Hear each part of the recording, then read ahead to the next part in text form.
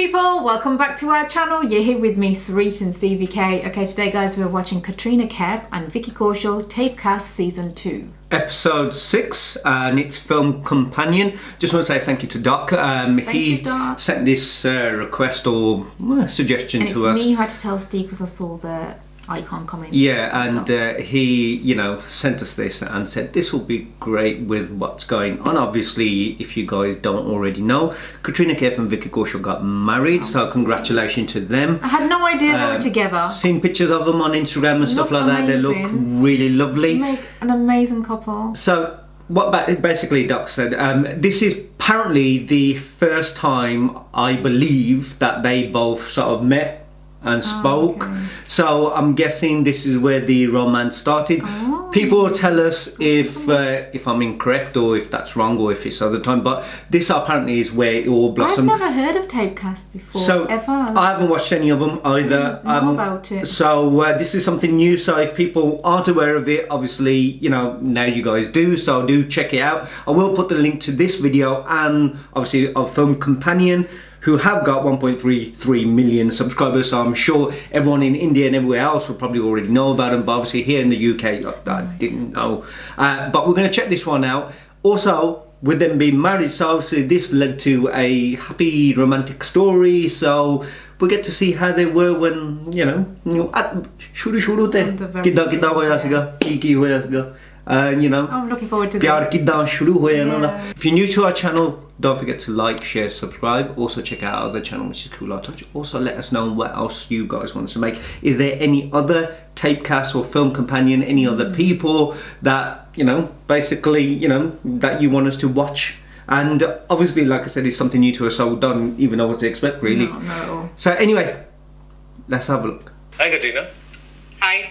This is a great place to meet each other. That's exactly what I was going to say. Did you ever imagine that the first time we're going to sit across each other and talk about each other's lives is going to be recorded? No. I think next time someone asks me that, I will realize it's potentially can be very difficult, but I think it's a good place to get to know someone, I guess. Wow. On camera, sure. Wow. Yeah. So should we start? I think so. We should play the... Are you going first? We actually should have... we do it together? All right. Wait. Okay. KATRINA KAIF and VICKY KAUSHAL, welcome to TapeCast. Oh, wow. You've both had a fascinating journey to stardom, and we look forward to discovering the route to your drive and motivation. Doc actually said we should do something like this, as in someone should do, questions. But hey, let's check. Vicky, will you pick the first question? Sure. I will start with family. Your sister Isabel is also joining films. What advice would you give her as learnings from your past mistakes? Mistakes. I just got that. Mistakes.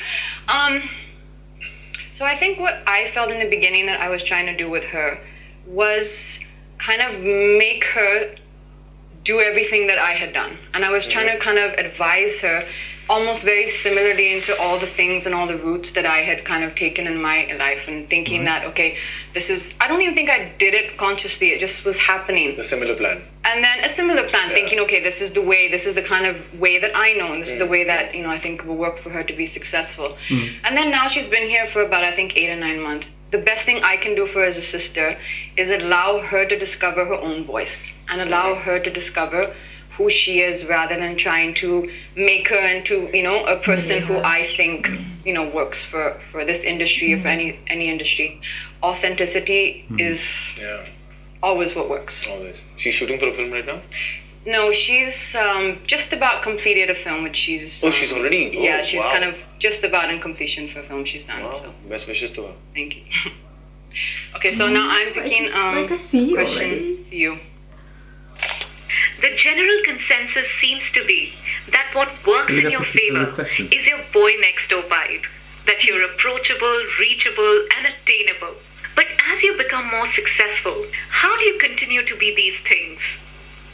I guess by not taking success to your head, to let that be a sinking feeling than a feeling that you get comfortable with. To be very honest, I I know I've been able to be part of good films and films that have made me reach out to a wider audience. I still go to cafes and malls and restaurants and do the same things that I used to do a year back.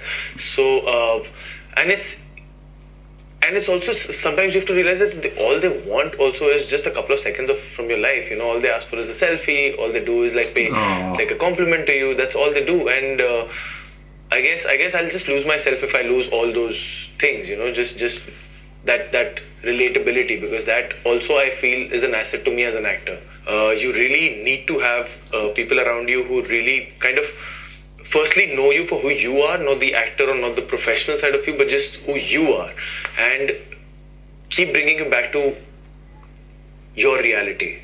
You know, sometimes it's just my mom who just see a certain change in the walk in one fine day, and no, she'll just be playing on a Sudoku in the newspaper, and she'll just be looking at me, staring at me, and she'll just be, "So ठीक है, star बन गया." Okay. So, you know, so I just, it's also a lot to do with the people you're surrounded with, and just be focused on your work. That's it.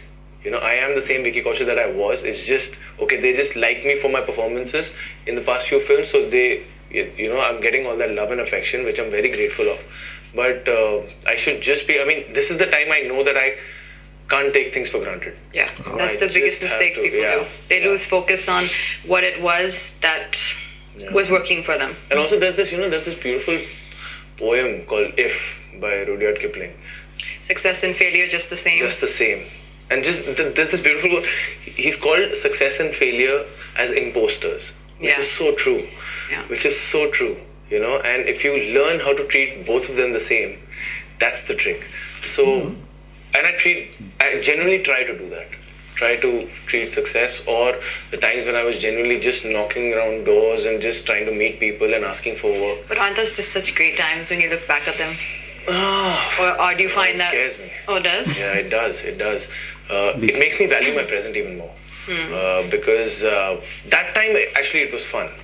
When I was doing that, when you're doing that, you're just free. You're just free, you're fearless, you're just like, you're fearless because there's nothing to lose. You have nothing there to lose. You know, and you're just doing it for the love of what you want to do. And now it just, when you look back at it, it's just, it just makes you value this time even more, you know, and that's why you just don't end up taking it for granted. I like what you said about your mom. I think she sounds like she's a very wise woman, and she checks you out and says, my eye on you. That's important. She's got it in the good books with your mum there. Already. Play. Karan Johar recently declared that it's the age of the actor and not the age of the star anymore. You've been a star for more than a decade. What is your response to that? I think it's always been the age of the actor. I think there is no such thing as a generic star. I genuinely feel that. No, I don't believe it's possible for any actor in the public persona to sustain for a very long period of time the public's interest unless they have been able to hold them by the craft that they are doing. Right. Earlier, it was just you and your movies. The audience didn't see you on platforms. They saw you on Friday in the cinema. Absolutely. And that was, for me, the majority of it's been that way for the majority of the films that I've done. Everyone values their time, and everyone, you know, kind of wants to come. They come to the cinema to be engaged or entertained or to feel a certain way. So if what you're doing is holding them, then that means that they're connecting to something that you're saying. I think probably the best way for me to put it is, beyond the points, a little bit like what you said, I don't really take it all too seriously. Right. I don't sit here and open a book and say, okay, now this is the age of the actor, and now people are doing these kind of roles, and now people are doing these kind of roles, and in the last X years, this is what I've done, and am I more of a popular star, or am I more of this, or am I... Right. I don't bifurcate it like that. Yeah. It's not my job to tell you what I am. Right. It's your job to see me and what decide what I do for you. Correct. I think that you just can't take all the responsibility, the credit, the pressure, the acknowledgement, and think that it's all us that are doing it. So I don't get too particular into which tag and who is this star and who's a superstar, and at one point you're a superstar and now it's the age of this person and oh my god, what will we do and where will we, like I don't get into that. I just try and remain, like I think for you, you said it's your family that keep you grounded and you have those people around you who tell you that. I try and just keep coming back to where's my center and what's true for me, however I find that center for me, and see what is exciting to me at this point. There was a kind of a phase recently where I realized that in a particular genre, I was not happy when I was there anymore. And it was a space that I had done for a long time. And all of a sudden I just kind of had this really overwhelming feeling that this particular kind of projection which is required for this genre was not exciting to me anymore. And simply as basic as the fact that I've done it. I've done it now. So now for me, what only thing I'm trying to do is look for things that excite me.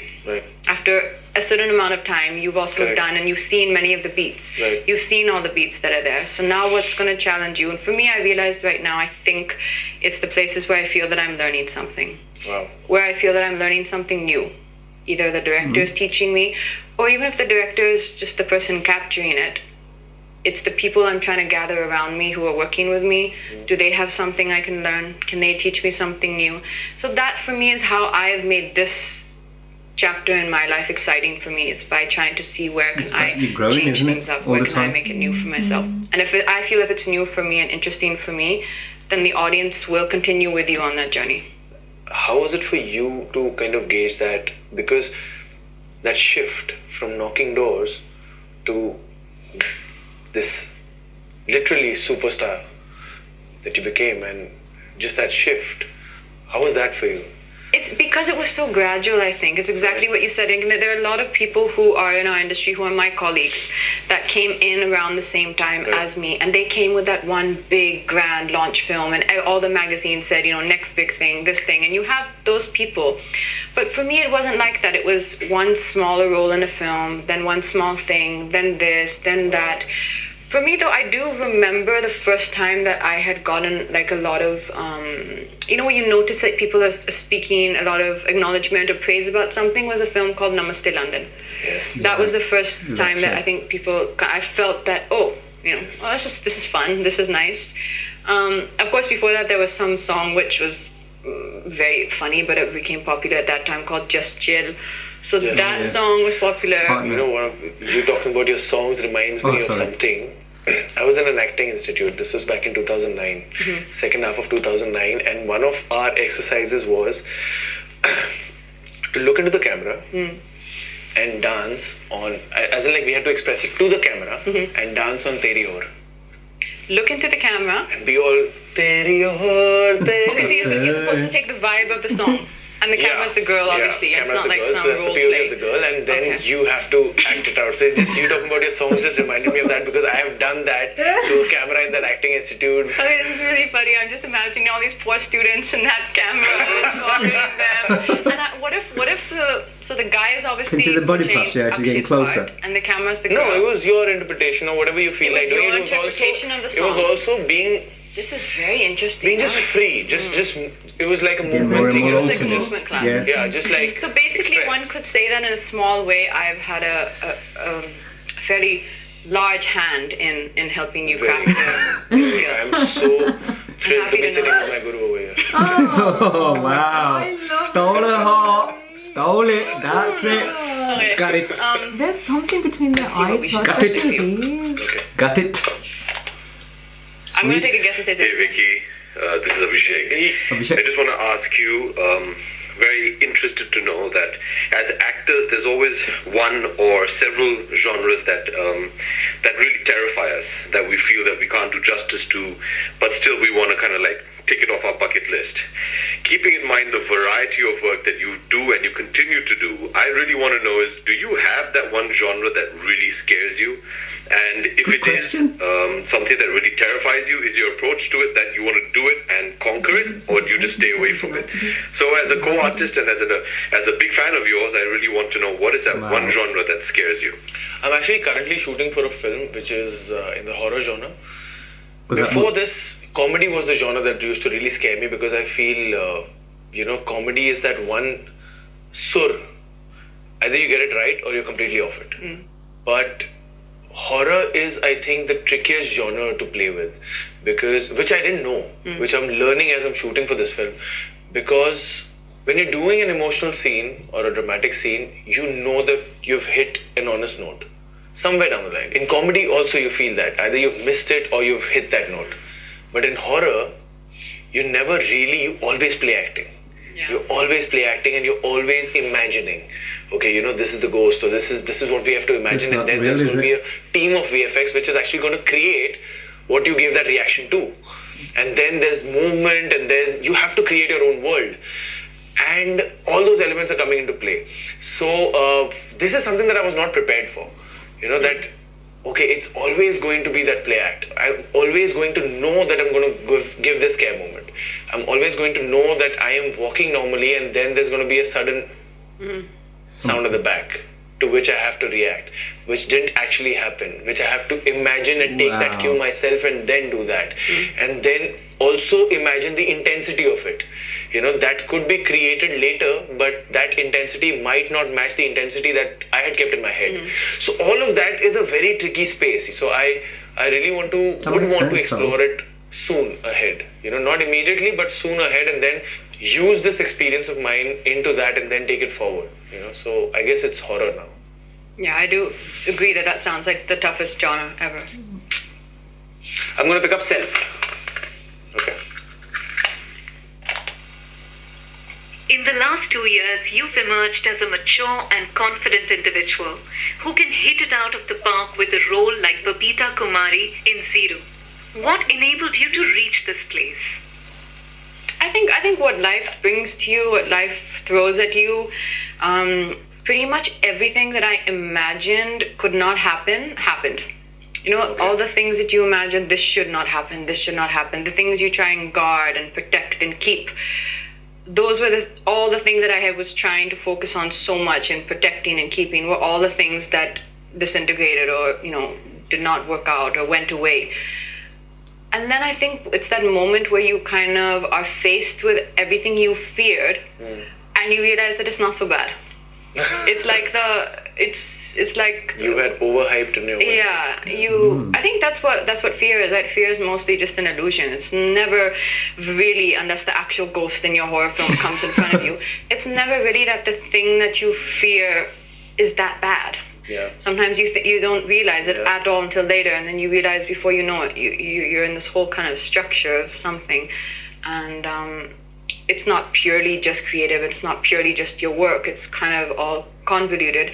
And then when that kind of disintegrates, then you kind of come back to, after the unsettling phase, you come back to a place then again of feeling really fearless and not having so many kind of rules for yourself and so many things that you're living under. And I think with that kind of came for me a kind of a renewed interest and excitement in what I was doing at my work. Because I think for me, I went through a phase of, it's kind of like what you said, where I feel that when you're on set and when you're working, it consumes everything of you. I think there's very, very little left for anything and anyone else. And if you don't really have everything to give, then I think you're going to be weak in those films. Or You've got similarities in how they're thinking, so isn't it? I think just trying to find where is it that you feel that, this is a place where I feel good about myself and I feel good being here. But did that happen while you were playing Babita, or did that happen before and then you got into Babita?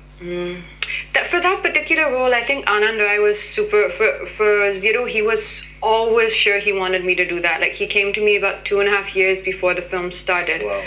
And as at that point, I was supposed to do both the roles. Oh, okay. It was a double role. And when he came back to me, I was like, Anand, so you took away half my role. so we were like at loggerheads for a while, like, in the nicest possible way. I was like, Anand, sir, no, this. And he explained me his vision. He explained to me the way his vision had kind of changed. And of course, I think he's one of the best directors we have. And he was so clear and precise, that he was like, you're going to find it if you just, if you just submit yourself to this process, you're going to find it.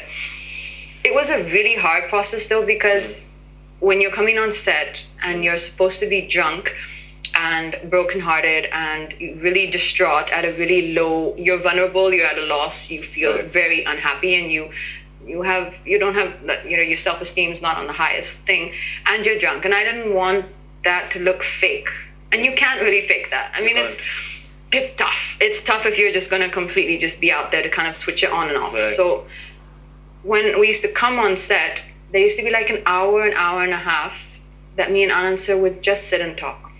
Wow. Sometimes it was about something related to what we were doing. Sometimes it wasn't. But he always knew, that's the brilliance of a good director. What nerve to touch it. Yeah. He always knew which road to kind of push me down, like kind of gently, and then you're ready. Kind of just let it play out. The only tough thing was, because of the CG, there was long periods between each shot.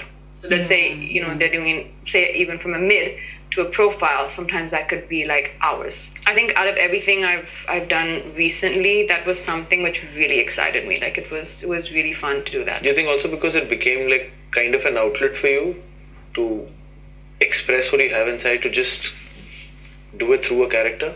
Because that sometimes happens with me, and I really like juice it out, because I just have this garb of playing a character, but I really want to For me now, I've kind of understood it in a different way now, which perhaps I kind of had a different way of approaching things earlier. But now I feel that whatever it is, I personalize it in a very, very real way to me on my level. So it doesn't matter if something is sad. How is it sad to me personally from that lens? But I also just like the freedom. I like the freedom that he wanted. I like that incorrectness of everything. I just like that thing of, because also you're drunk, it also just allowed you to kind of just not have to do everything the right way. And that was... be imperfect. That for me was just the most liberating experience. That was the word I was looking for. So now I'm going to pick one of these for you. This one is industry. Okay. What have you learned about things one shouldn't do from the artists around you? You shouldn't do from them. No, that's a great one. Yeah. Firstly, it's taking yourself as an actor too seriously, and creating like this atmosphere that, oh my god, there's a serious actor on set who needs this kind of this isolated space on set, which actually kind of is a disruption to people around him or her doing their own jobs on set. Sometimes, you also have to take this into consideration that it's not only you who's making this film. It's a team of 200 people coming together and making this film. It could be that light man sitting in that one corner at 20 feet height in that room. Also, because of worked with amazing actors, Ranbir, Alia, Sanjay Mishra ji, and they are so good with their lines, man. They are so good with their lines. That's what I've realized, that the magic that happens, that when you're just so prepared with your lines on set, that's amazing. So I guess, these two that are coming to my mind right now. What's the question? Things you learned that you should not do? Yeah, should not do. So I shouldn't be ill-prepared with my lines when I come on set. Like that's what I meant, But I wouldn't think that you're ill-prepared. I wouldn't think you've ever come on set without really knowing your script backwards. Yeah, but see, as an actor, what I tend to do is also, I don't really mug up my lines in terms he's already defended exact him, words even though he feels insecure. What I do is, I try to mug up the thought process of the character. Why is it that he's saying this line and then he shifts to that line? So if I know the thought, I will never forget the line. And even if that helps me improvise also, because I know the thought. So it helps me say something from my end also, but sometimes that is not the requirement of the character or not the space that film is in. Like for example, Razi was not that. Razi, in terms of that script, you had to say exactly the words that were written on the script, because anything away from that would just change the soul of that character, the space of that scene. So that's what I realized. So I think that now that we I think we got through We did not too bad. We got through a fair amount. You still have This is tape what's called the end tape. You know what I I'm mean? assuming that there's going to be like some sort of judgment How or old? done. I don't Maybe. know.